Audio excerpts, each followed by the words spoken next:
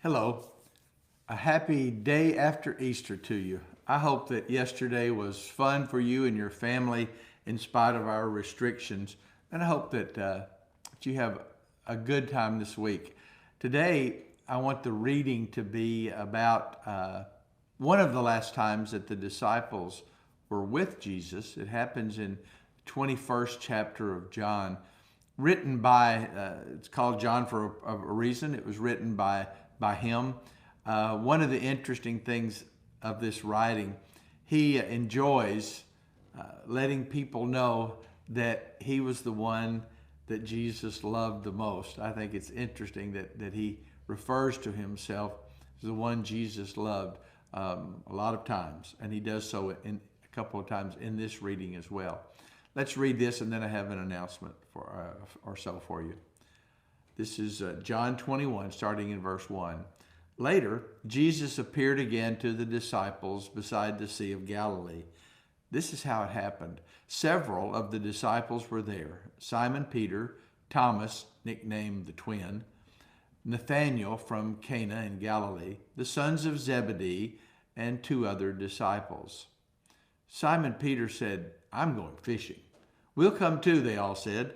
So they went out in the boat, but they caught nothing all night. At dawn, Jesus was standing on the beach, but the disciples couldn't see who it was. He called out, "Fellows, have you caught any fish?" "No," they replied. Then he said, "Throw out your net on the right side of the boat, and you'll get some." So they did, and they couldn't haul the net in because there were so many fish in it.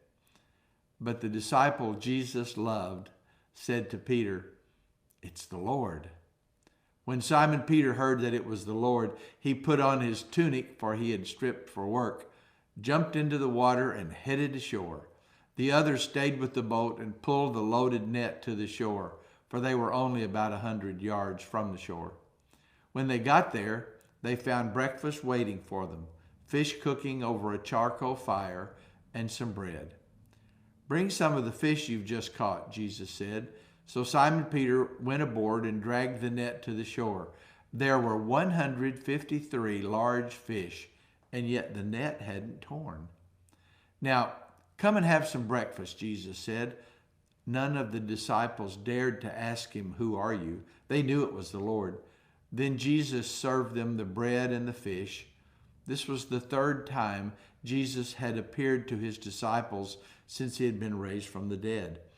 After breakfast, Jesus asked Simon Peter, "Simon, son of John, do you love me more than these?"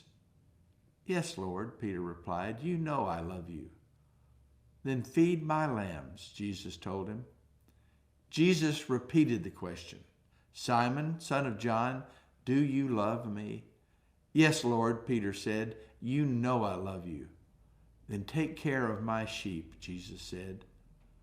A third time he asked him, "Simon, son of John, do you love me?" Peter was hurt that Jesus asked the question a third time. He said, "Lord, you know everything. You know that I love you." Jesus said, "Then feed my sheep. I tell you the truth. When you were young, you were able to do as you liked. You dressed yourself and went wherever you wanted to go.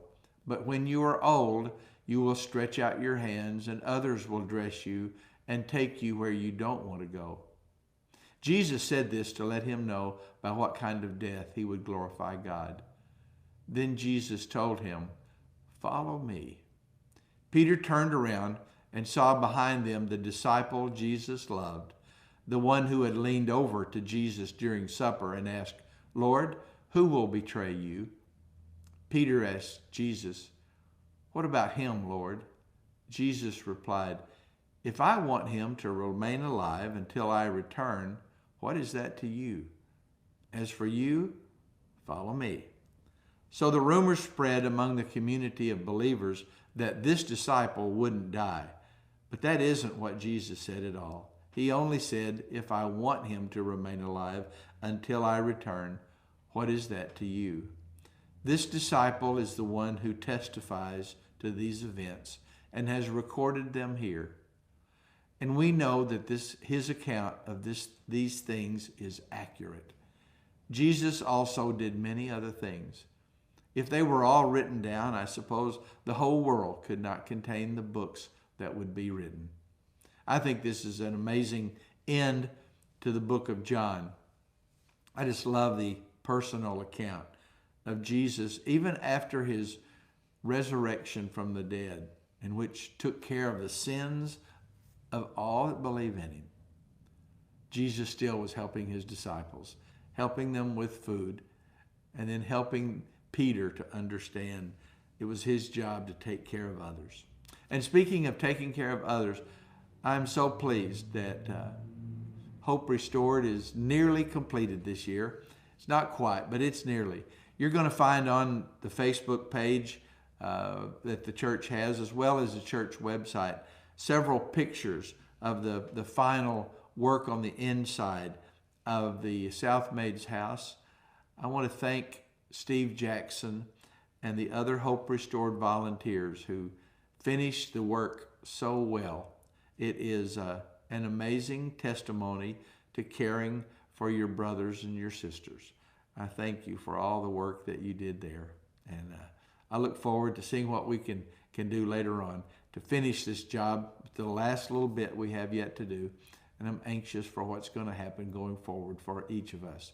I'll talk to you again tomorrow. Thank you.